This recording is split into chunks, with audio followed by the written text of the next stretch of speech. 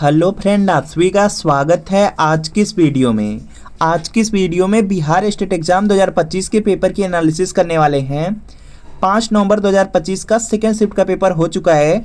Second shift का paper 2 बजे से लेकर के 4:30 बजे तक कंडक्ट कराया गया था, जिसमें पेपर सेकेंड हुआ है। स्टेट का पेपर सेकेंड हुआ है, तो इसमें शिक्षण कला और जीके के प्रश्न करने वाले हैं।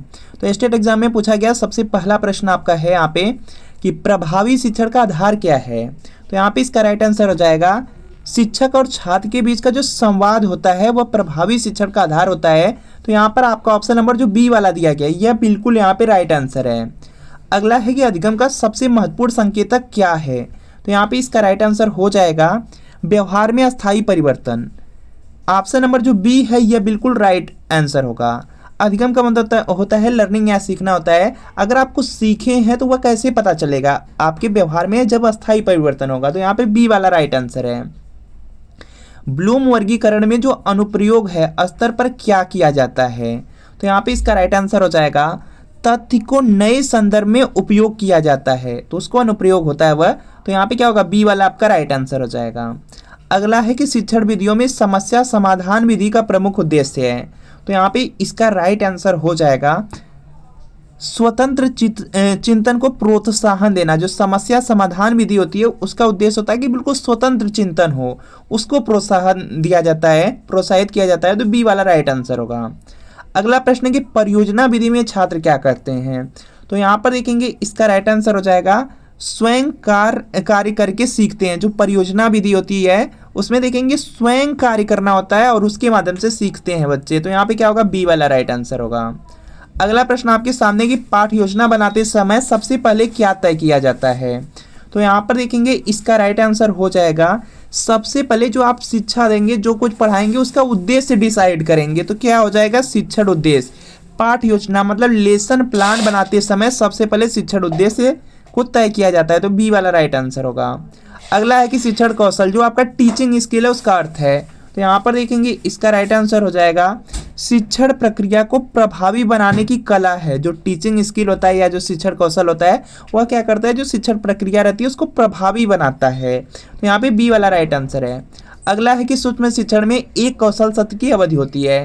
तो यहाँ पर देखेंगे इसका राइट आंसर हो जाएगा 5 से 10 मिनट। सूक्ष्म शिक्षण में देखेंगे एक कौशल जो होता है उसकी जो टाइमिंग रहती है वह सिर्फ 5 से 10 मिनट की ही होती है और एक समय में एक ही यहाँ पे शिक्षण कौशल हम सीख पाते हैं। तो यहाँ पे क्या है, बी वाला राइट आंसर होगा।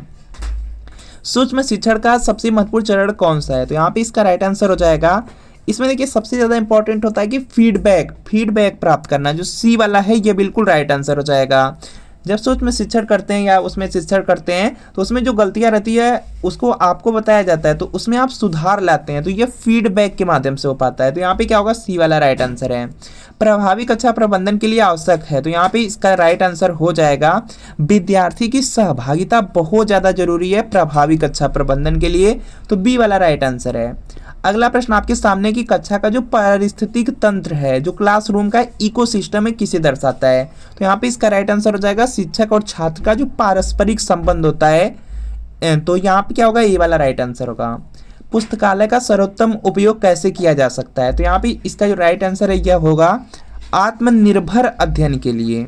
पुस्तकालय का जो सर्वोत्तम उपयोग है वह क्या होता है कि आत्मनिर्भर यहाँ पे अध्ययन के लिए। तो यहाँ पे क्या होगा, बी वाला राइट आंसर होगा। अगला है कि एक प्रभावी शिक्षक का मुख्य उद्देश्य होना चाहिए। प्रभावी शिक्षक की आपसे बात किया जा रहा है। तो यहाँ पे क्या हो जाएगा आपका, देखेंगे यहाँ पे छात्रों में ज्ञान का प्रसार हो जाएगा। एक प्रभावी शिक्षक का मुख्य उद्देश्य होना चाहिए कि छात्रों में ज्ञान का प्रसार करे, फैलाए। ए वाला राइट आंसर होगा। अगला है कि मूल्यांकन का उपयोग कब किया जाता है। तो यहाँ पे इसका राइट आंसर आपका हो जाएगा, यहाँ से देखेंगे आप लोग पूरे शिक्षण अधिगम प्रक्रिया में जो मूल्यांकन होता है, मूल्यांकन का जो उपयोग होता है पूरी जो आपकी शिक्षण के अधिगम की प्रक्रिया है उसमें होता है। तो यहाँ पे क्या होगा, बी वाला राइट आंसर होगा। अगला है कि सीखने के लिए जो मूल्यांकन है जिसको असेसमेंट फॉर लर्निंग कहा जाता है उसका उद्देश्य है। तो यहाँ पे इसका जो राइट आंसर है यह देखेंगे आपका हो जाएगा शिक्षण सुधारना और प्रतिक्रिया देना। सीखने के लिए जो मूल्यांकन होता है उसका उद्देश्य होता है कि शिक्षण सुधारना और प्रतिक्रिया देना। तो यहाँ पे बी वाला आपका राइट आंसर है। अगला है कि पाठ्यक्रम का निर्माण किन आधारों पर किया जाता है। तो यहाँ पर देखेंगे इसका जो राइट आंसर है यह होगा देखिए जो पाठ्यक्रम का निर्माण होता है, जब भी पाठ्यक्रम आपका निर्माण किया जाता है, बनाया जाता है, तो उसमें सामाजिक, मनोवैज्ञानिक और जो शैक्षिक आवश्यकताएं होती हैं उनको देखा जाता है और उनके आधार पर ही पाठ्यक्रम का निर्माण होता है। तो यहाँ पे ए वाला राइट आंसर होगा। अधिगम को प्रभावित करने वाला प्रमुख मनोवैज्ञानिक कारक है, तो यहाँ पर देखेंगे इसका राइट आंसर होगा प्रेरणा हो जाएगा।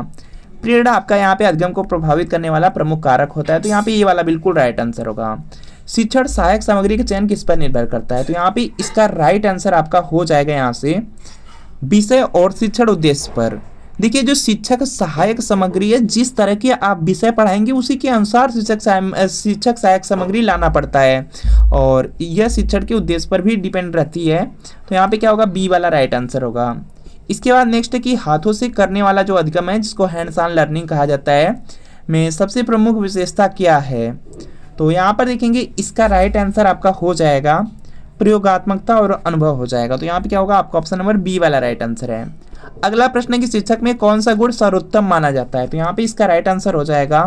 देखिए आपको बताया गया है कि शिक्षण में जो सर्वोत्तम गुण है वह आपका सहानुभूति वाला रहता है, धैर्य का भी रहता है, तो यहाँ पे ए वाला इनमें से राइट आंसर होगा। इसके बाद नेक्स्ट कि अच्छा पाठ हुआ है जो, तो यहाँ पे इसका राइट आंसर हो जाएगा जो छात्रों के स्तर और रुचि के अनुरूप हो। अच्छा पाठ क्या है, अच्छे पाठ में क्या होता है, वह छात्रों के स्तर का हो, उनके लेवल का हो और उनकी रुचि के अनुरूप हो, तो यहाँ पे बी वाला राइट आंसर होगा।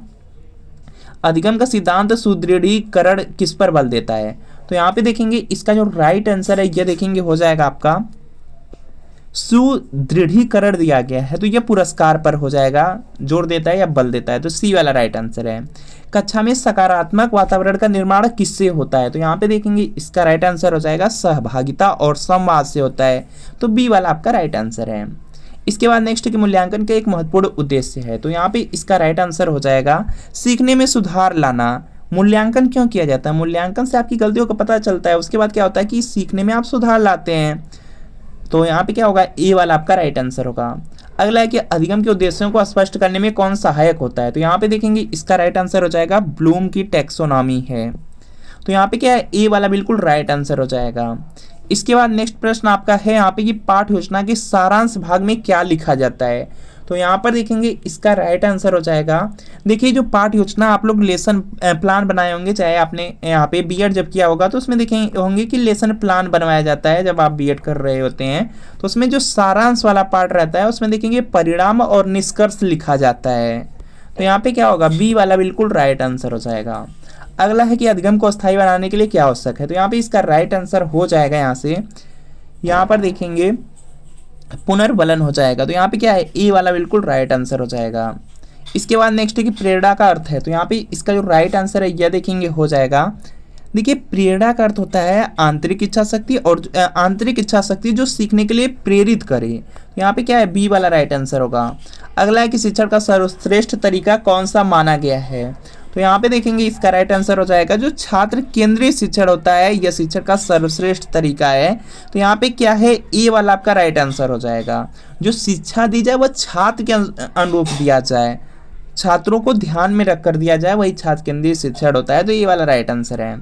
अगला प्रश्न आपके सामने कि अधिगम की प्रक्रिया का अंतिम चरण क्या है, या जो सीखने की प्रक्रिया है उसमें अंतिम चरण क्या है, तो यहाँ पे इसका राइट आंसर हो जाएगा अनुप्रयोग और उसकी पुनरावृत्ति, तो बी वाला बिल्कुल यहाँ पे राइट आंसर है। इसके बाद नेक्स्ट कि अजंता की जो गुफाएं किस धर्म से संबंधित हैं, तो यहाँ पे इसका राइट आंसर हो जाएगा बौद्ध धर्म से संबंधित हैं, तो बी वाला आपका राइट आंसर हो जाएगा। तो जो भी छात्र बिहार स्टेट एग्जाम की पेपर सेकंड की तैयारी कर रहे हैं वह शिक्षण कला और अन्य दक्षता के लिए प्रीवियस ईयर क्वेश्चन पेपर ले सकते हैं, क्योंकि बिहार स्टेट एग्जाम में देखेंगे 150 प्रश्न पूछा जा रहा है, 100 नंबर आपका यहाँ पे सब्जेक्ट से, और जो 50 प्रश्न है वो शिक्षण कला और अन्य दक्षता से पूछे जा रहे हैं। जो 50 प्रश्न पूछा जा रहा है शिक्षण कला और अन्य दक्षता का, उसमें देखेंगे लगभग 35 से 40 प्रश्न आपका प्रीवियस ईयर क्वेश्चन पेपर से रिपीट हो रहा है। तो यहाँ पे शिक्षण कला के सभी सब्जेक्ट मिलने वाले हैं, जैसे शिक्षण कला में जीके, रीजनिंग, मैथ है, और आपको 2019, 20, 23, 24 का प्रीवियस ईयर पेपर मिलेगा, पूरे 46 पेपर का हल रहेगा, आंसर की के साथ एक्सप्लेनेशन, सॉल्यूशन, व्याख्या सब कुछ दिया गया है। सिर्फ वीडियो के नीचे डिस्क्रिप्शन में जाना है, वहाँ पे आपको एक लिंक मिलेगी, उसी लिंक को क्लिक कर देना है। लिंक को क्लिक करने के बाद नाम, मोबाइल नंबर फिल करना है, सिर्फ 30 रुपये की पेमेंट कर देनी है। जैसे 30 रुपये की पेमेंट करेंगे तुरंत डाउनलोड करने का ऑप्शन आ जाएगा, डाउनलोड करने के ऑप्शन को आपको क्लिक करना है, तुरंत PDF डाउनलोड हो जाएगा। अगर उसे तैयारी कर लेंगे तो आपको जो बिहार स्टेट एग्जाम है इसमें बहुत ज़्यादा आपको हेल्प मिलेगी। काफ़ी अच्छे स्कोर से आप बिहार स्टेट एग्जाम को पास करेंगे। इसके बाद नेक्स्ट है कि भारत में सर्वाधिक वर्षा किस स्थान पर होती है। तो यह आप लोग जानते हैं कि चेरापूंजी में यहाँ पे बहुत ज़्यादा यहाँ पे बारिश होती है। तो यहाँ पे बी वाला राइट आंसर हो जाएगा। इसके बाद नेक्स्ट कि भारत में जो धन विधेयक है इसको कौन प्रस्तुत करता है। तो यहाँ पे इसका राइट आंसर हो जाएगा, इनमें से दिया गया है तो यह देखेंगे आपका हो जाएगा, यहाँ से वित्त मंत्री हो जाएगा। तो यहाँ पे क्या होगा, सी वाला आपका राइट आंसर होगा। इसके बाद नेक्स्ट प्रश्न आपका है यहाँ पे, भारत में मुद्रास्फीति को नियंत्रित करने का प्रमुख कारण क्या है। तो यहाँ पर देखेंगे इसका राइट आंसर आपका हो जाएगा, यहाँ से मौद्रिक नीति होगा, बी वाला आपका राइट आंसर है। इसके बाद नेक्स्ट प्रश्न आपका है कि भारत का राष्ट्रीय पशु कौन है। तो यहाँ पे इसका जो राइट आंसर है ये देखेंगे हो जाएगा आपका बाघ हो जाएगा। ऑप्शन नंबर बी वाला राइट आंसर है। इसके बाद नेक्स्ट है कि बल का एसआई मात्रक क्या है। तो बल का एसआई मात्रक सभी लोग जानते हैं कि यहाँ पे न्यूटन होता है। तो यहाँ पे क्या है, बी वाला आपका राइट आंसर हो जाएगा। इसके बाद नेक्स्ट है कि हाइड्रोक्लोरिक जो आपका अम्ल है उसको कौन सी गैस बनाती है। तो यहाँ पे इसका राइट आंसर हो जाएगा हाइड्रोजन और जो क्लोरीन है, इसमें देखेंगे एच दिया गया है और Cl दिया गया है। तो हाइड्रोजन और जो क्लोरीन होता है इसी से हाइड्रोक्लोरिक अम्ल आपका यहाँ पे बनते हैं। तो यहाँ पे क्या होगा, बी वाला राइट आंसर हो जाएगा। लाल रक्त कण जो आपका आरबीसी है उसका औसत जीवन काल कितना होता है। तो यहाँ पर देखेंगे इसका राइट आंसर हो जाएगा 120 दिन का होता है। आप लोगों ने पढ़ा है कि जो लाल रक्त कण जो आपका आरबीसी है उसका जो औसत जीवन काल है वह 120 दिन का होता है। तो सी वाला बिल्कुल राइट आंसर है। इसके बाद नेक्स्ट है कि कंप्यूटर के इनपुट डिवाइस में कौन आता है। इनपुट डिवाइस दिया गया है तो यहाँ पर देखेंगे इनपुट डिवाइस में आपका कीबोर्ड आ जाता है, कीबोर्ड आ जाएगा। तो यहाँ पे बी वाला राइट आंसर हो जाएगा। आउटपुट डिवाइस में देखेंगे आपका मॉनिटर आ जाता है, प्रिंटर आ जाता है, स्पीकर आ जाता है। इसके बाद नेक्स्ट प्रश्न आपका है कि बिहार का कौन सा जिला है जिसको धान का कटोरा कहलाता है। तो यहाँ पे इसका राइट आंसर हो जाएगा कैमूर है। ऑप्शन नंबर डी वाला बिल्कुल यहाँ पे राइट आंसर हो जाएगा। तो फ्रेंड आपको मिलते हैं नेक्स्ट वीडियो में। और जो बिहार स्टेट एग्जाम के लिए प्रीवियस ईयर क्वेश्चन पेपर कला और शिक्षण का और अन्य दस्ता का है उसको परचेज जरूर कर लीजिएगा। लिंक डिस्क्रिप्शन में है, सिर्फ क्लिक करना है, नाम मोबाइल नंबर फिल करके 30 रुपये का पेमेंट कर दीजिए। 2019 का, 20 का, 23 का, 24 का प्रीवियस ईयर पेपर मिल जाएगा। पूरे 46 पेपर का हल दिया गया है, आंसर की है, एक्सप्लेनेशन है, सॉल्यूशन सब कुछ दिया गया है। तो एक बार लिंक को क्लिक आप लोग जरूर कर दीजिए।